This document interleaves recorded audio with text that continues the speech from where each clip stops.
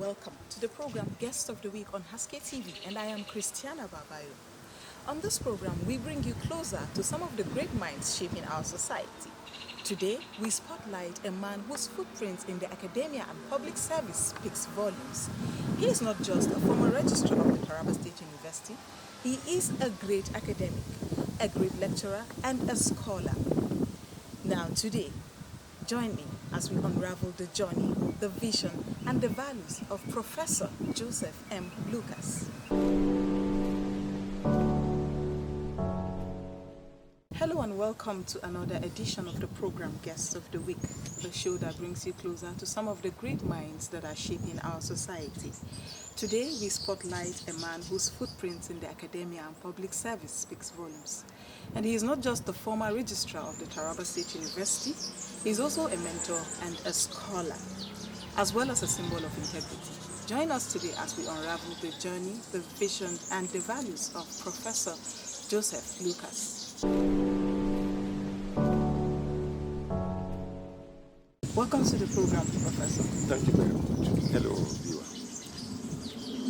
Well, let's begin with a little about you, maybe a form of biography, just a brief one.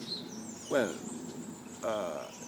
I was born some 60-something years ago in Karim Lamido local government area, and I attended my primary school in Jimeta, what they call Jimeta Yola, and from there I went to a secondary school, also in Yola, General Muta Mohammed College, went to College of Preliminary Studies. From there I proceeded to the University of Jos, where I pursued a degree in Theatre and Communication Studies. From there I went for my master's degree at the University of Ibadan, and I took another master's degree in Federal University of Technology Yola, picked a PhD in the same institution. And I've been a lecturer in the Polytechnic out there in Yola, and then I was invited to come to Jalingo so that I'll be able to facilitate the establishment of Taraba State University. And that's basically me, who's been working in the academia all this period of time. Okay, that's quite insightful. Could you tell us what it was like growing up? Because for everybody that has come in contact with you, they just know you as Professor Lucas. Would you tell us a bit about how it was like growing up for you? Oh, it was a beautiful experience I had. Lots of love from my family, from my teachers, from my classmates. I grew up actually in three very environments. I come from a local environment. We were simple folks. Everybody watched out for the other. Children treated as as child. Discipline was administered and lectured by all parents.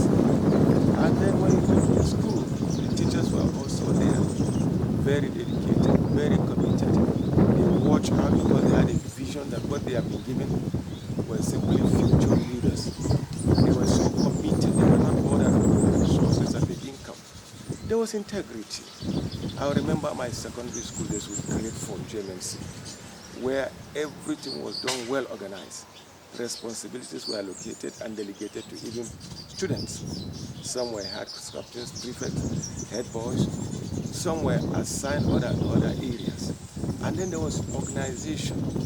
Management of the school was so serious. You know, in those days, we were even given soap to wash our clothes during the weekends, so that we were able to get set for inspection on Saturdays.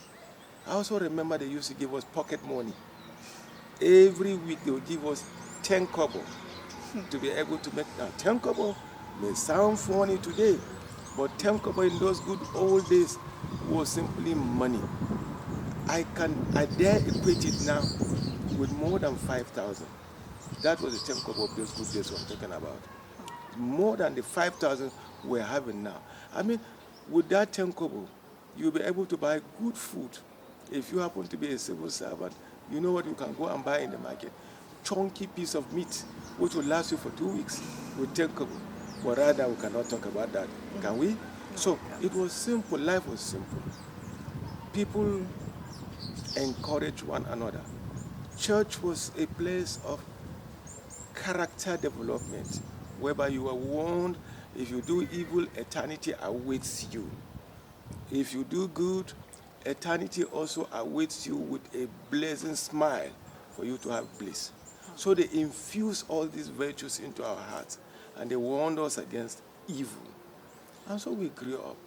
We watched out for one another. There was no sentiment. Today we are so shocked to see sentiments simply becoming more or less like an order of the day. People then loved, not because of your tribal background. I had many friends from across Nigeria, Igbos, Yorubas, from the south, from the Hausa, north. We in the middle belt were fused together like a very big family and bringing everybody together with us. You share things, you share your grief. There was no idea of Muslim, Christian, what we see today. In fact, I will tell you, during the Ramadan period of our secondary school days, when they asked us for sahur, you find the Christians in the queue to grab, and there was no riot. They will sit down together, those who are able to work and go and eat that bread. They will eat together and rejoice and laugh, and then we'll go to that bond. I think held many of us up to today. Most of my friends, we talk about those good old days. I don't know whether we're going to go back to them again, but I think in eternity we shall talk about it. Yes. Okay. It was quite an interesting journey growing up for you. It was. But now that I look at you, I could think about so many things that you would have become and excelled in as well. Why did you choose the academic line? Honestly, I was impressed by 4 or 5 things. I would have been a clergy. Maybe I would have been a priest. I happen to be a Catholic, and the church groomed us into the idea of impartation of knowledge.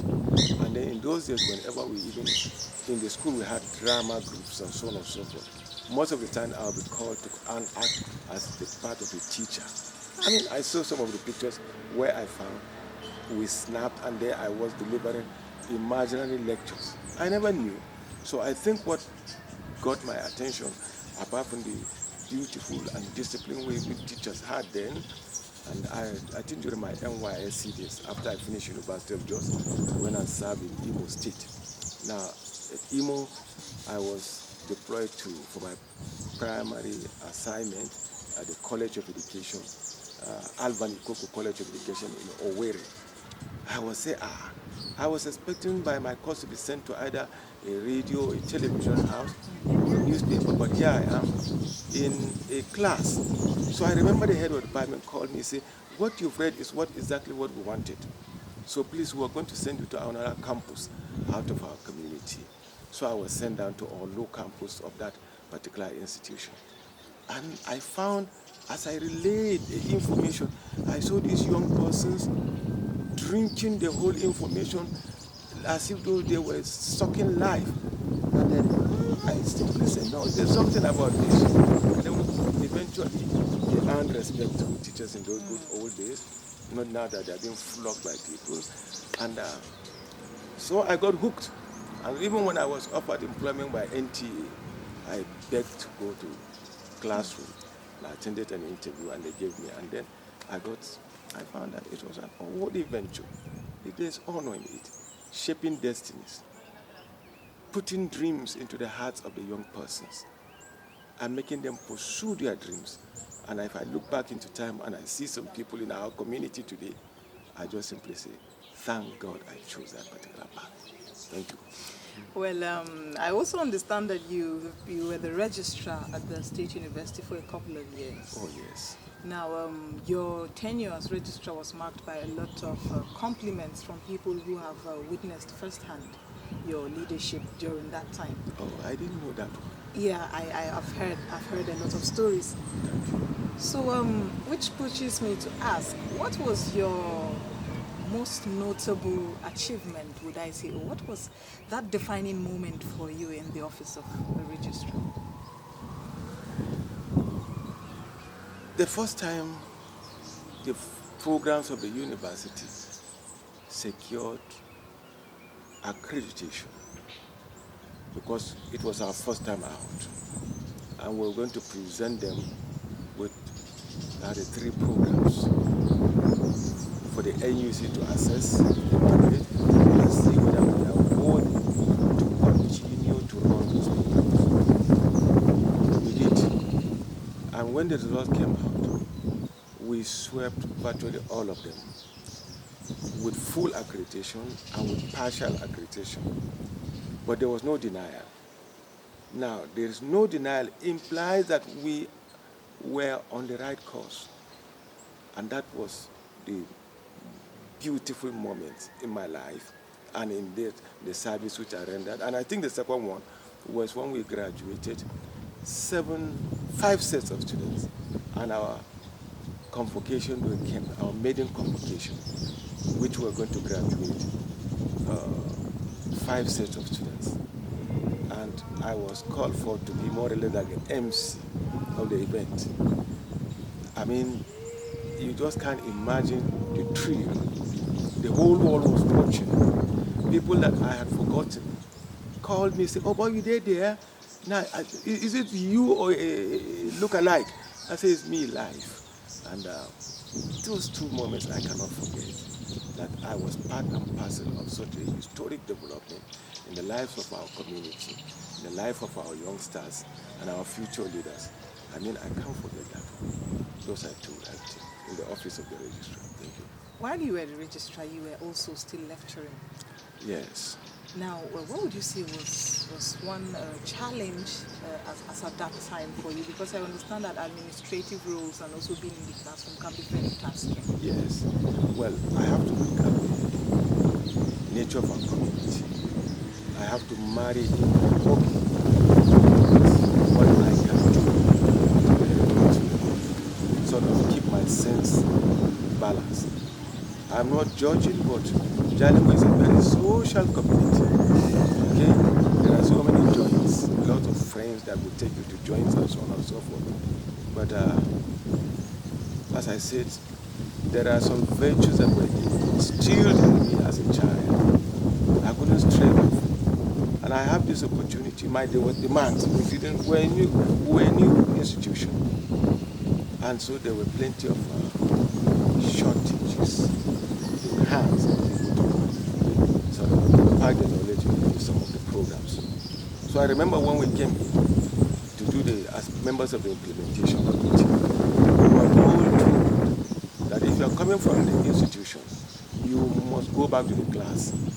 So I found myself adapting so that I could do the administrative work and do the lecturing, 1-2 lectures, courses which they gave assigned to me. Some of them up to today, since the university was established, I'm still the one handling them up to now. And I found that I could manage my time in such a way I do my administrative work from that 8 o'clock period up to around 4 o'clock.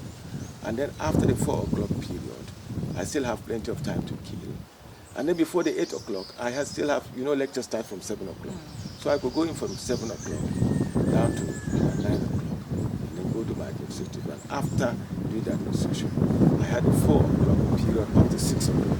That's what the time looked like. So I was able to sort of fill in the chink and was able to manage and cope beautifully. I had peace of mind, and I was able to be a little bit useful to the community, I guess, more than what I ought to have been. So I think my passion in the job simply kept me going, in spite of the fact that there was additional responsibility. It didn't sort of phase me up. I continued to do what I had to do, and then for the benefit of the community. Okay, before we go on a break, now you've been described, as I earlier said, as a principled but a very visionary man. Because I heard from somebody, and I quote, that if it isn't Professor Lucas, then it is not the best. Oh, yes. This is powerful. So this person has this idea or mentality that if it isn't God, then it's not the best. So I deduce from what the person said that he means to say that if I will be able to live up to the standard of this man, then I would consider my life a successful one. This is I don't know what this means to you. astonishing. Yes. I don't know what this means to you. Honestly, it is touching, very touching. And I appreciate whoever it is that said those words. It's a great honor you have done me. And because I only simply did what I could do, no more, no less, like everybody else is doing, based upon the little talents and ability God has endowed everybody with. That's what I did. If somebody happened to see it remarkably, then all we have to do is simply say, thank God that somebody saw. But if not, I was simply doing a duty, that's all. But I thank the person sincerely with the depth of my heart. I appreciate it.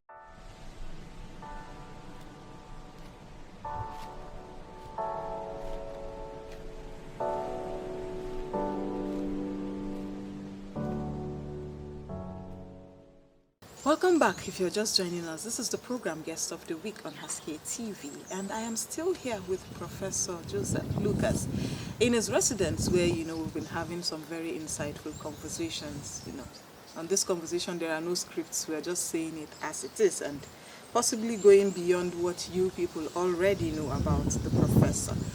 So welcome back to the program, Prof. Thank you very much. Now, to move into some serious business. Beyond infrastructure, as someone, I'm asking this because you're someone who has been in the academia for a very long time, both in the administrative side and also in the classroom.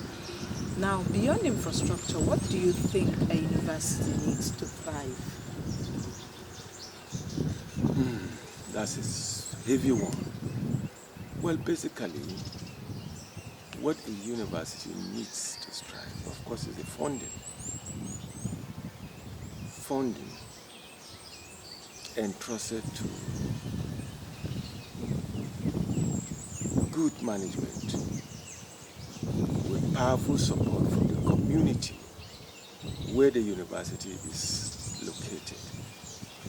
Once you have these three, good support from the owners of the university, good funding from wherever the funding is supposed to come from, and a good community relationship where the university is located, you find that this university will thrive. It will expand the visionaries' expectation. But where these three variables are not available, you are going to run into difficulty. Plenty of hiccups. Plenty of hiccups will occur. And that's why, like any other institution, whether private, whether public, funding is the, shall we call it, the lifeblood of the system. If you don't have it, forget it. Yes. So, talking about funding now, and you've been also in the academia for a very long time. The standard of education is becoming very concerning now for a lot of individuals. A lot of people there's outcry that the standard of education is dropping drastically.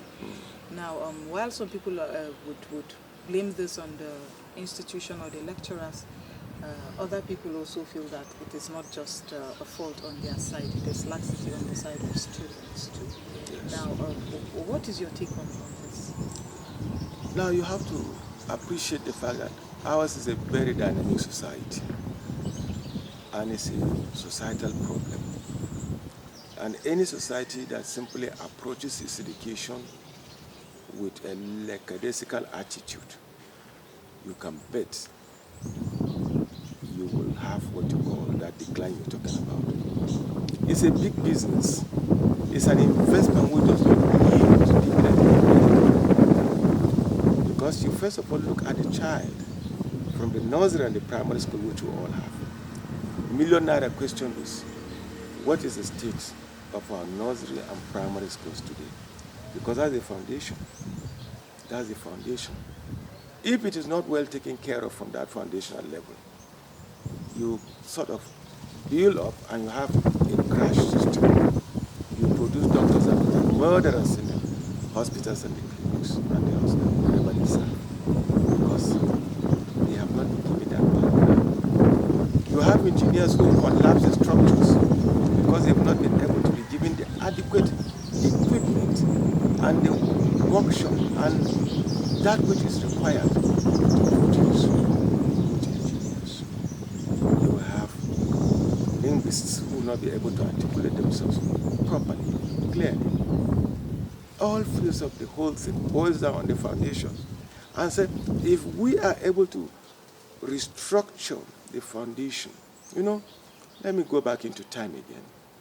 By the time we were in the class 3 in the primary school, class 3, we could read and we could write.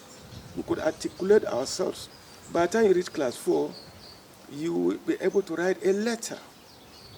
Primary school, most of the old politicians we had in this country were people that did not go to secondary school. But look at them. They got the foundation. They were given vision. They got hope. They were given the infrastructure. In my primary school, we had water that flowed. In my primary school, there was chalk. We had seats in the classroom.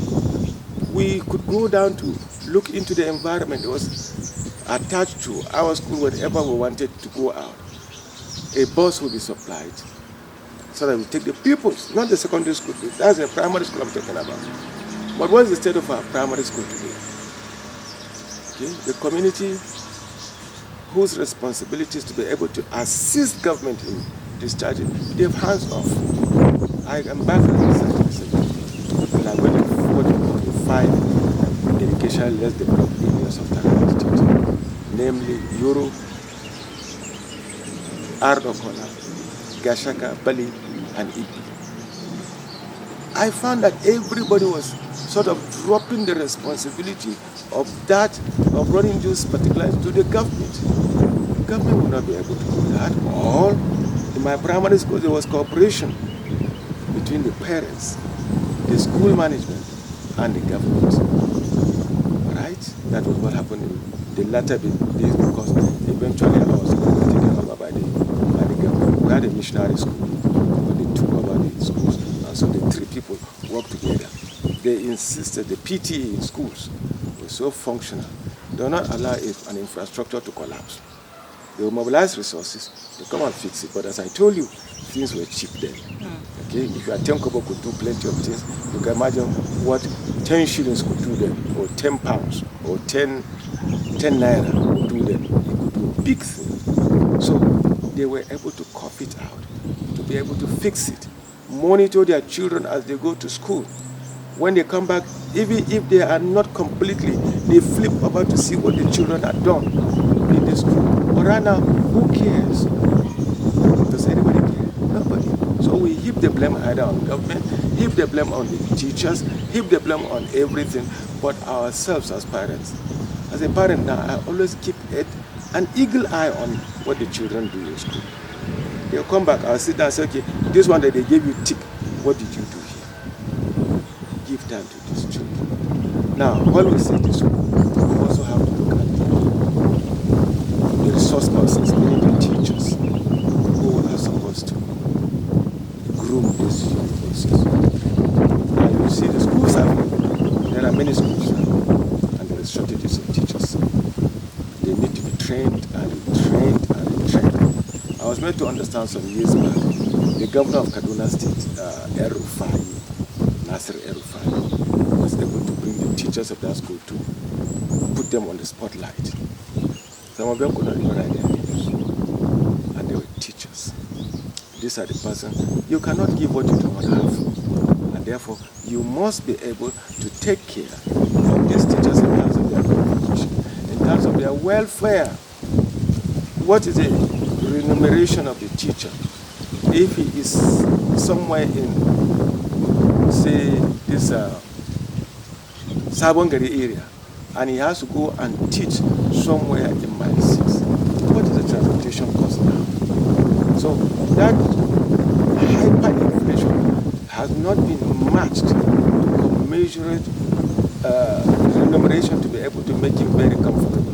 He leaves the house hungry, angry, and he goes into that particular place to impart what? Anger, frustration, or knowledge. He cannot impart knowledge effectively. So there are many variables that normally come to play in this particular situation. And we must ask ourselves as a nation, as a community, as a society, whether we really want to have a future. It's not enough for me to be in the office and then have my children all going to school abroad. They will come back and meet this semi and have baked candidates. Honestly, they are going to be face shock, because these people have not been given what it takes. And this frustration, they will unleash it upon them. What about kidnapping? Go and check the kidnappers. I was discussing with somebody who came from Maiduguri recently that there are some areas of the northeast region. They have now psychologically accepted the fact that banditry, kidnapping, Boko Haramism, and so on and so forth is simply an in thing whereby they can now have a means by which you sort of acquire whatever you are going to get in the country. It's a dangerous mindset. It's a dangerous mindset. So there are many things when we talk about education that are wrong. Parents must be up, first of all. I would insist on that aspect. Teachers will follow up. And then the owners of the institution, proprietors, or whoever the management of the, and then the proprietors of the institution are, they should be able to make commitment. You have a degree in education. A private school will engage you and pay you below, by criminal level, below the minimum national wage. How do you do that? The degree, you cannot expect his degree any longer, because you fling to him what you do not even use to feed your dog in the house. It's not right. I mean, there are many issues. We could talk about this one till the cows come back home. Let us just stop around. Okay, so while we now come to a close of the program, outside the academia, outside administrative jobs, outside research, of course, what do you do to unwind? Oh, I'm a small farmer. I can see my small farm around here. I see a lot of crops, yes, trees. Yes, and I also go sometimes jogging. I jog, that is some of the occasions. And I love nature. I like to hike. That is, take a walk around, go into the bush, look at nature in all of its glory. Sometimes I can sit down and watch ants at their hive, how they take their food. I mean, what I always wonder, what is it that they communicate about? Because when you see one ant going and the one ant coming back, they normally stop and then they talk. But I come back to research and say, do they communicate? Somebody said they do communicate because they give direction to the other persons. And I unwind by so doing. I like life. Life is beautiful. Okay, in one word, what would you have been doing now if you weren't in the academia at all? Well, I would have been in the military, because that was where originally an uncle wanted to push me into. But I sort of, to the glory of God, I escaped. Yes, to the glory of God, I escaped. I would have been in the military. So maybe I don't know whether I would have been somewhere, whether I would have gone to glory or whatever, I don't know. But thank God I did not join that particular system. It is to the glory of the academia that you are not in the military but in the academia, because I feel like it is the best place you can be. Now, before we let you go, Prof, yes. What is your advice to young scholars, young people who are making their way into the academia? Well, their future is limitless. They need to work very, very hard. If you commit while your friends are simply snoozing off a little bit of whatever they might have taken, you will be burning the midnight candle, studying, because you must be 5 steps ahead of your student. You must work hard to give them the best, because if you got the best, you are supposed to give the better best to the persons that are entrusted to you. That means you must work on yourself. You must fine-tune the gray areas in your life, because you are a role model. On no account must you stoop down to what society is doing. You are a role model. You are, apart from the preacher in the mosque or in the churches, you are the next person to be able to instill discipline and morality into your people that have been entrusted to you. For one day, you will look behind and say, that person helped me to discover myself. And apart from posterity judging you, there is also eternity out there waiting for you. You have to take that, strike a balance, and make sure you take a good way out too. I guess that is what they should do. Thank you very much. You are Prof. welcome. Thank you. Well, thank you so much for joining us on the program today. Thank you so much for your time. And to our dear viewer, thank you for staying with us through the program. We have come, unfortunately, to the close of this program today. Do join us again next time on the program Guest of the Week. I am Christiana Babayo, and from me is goodbye.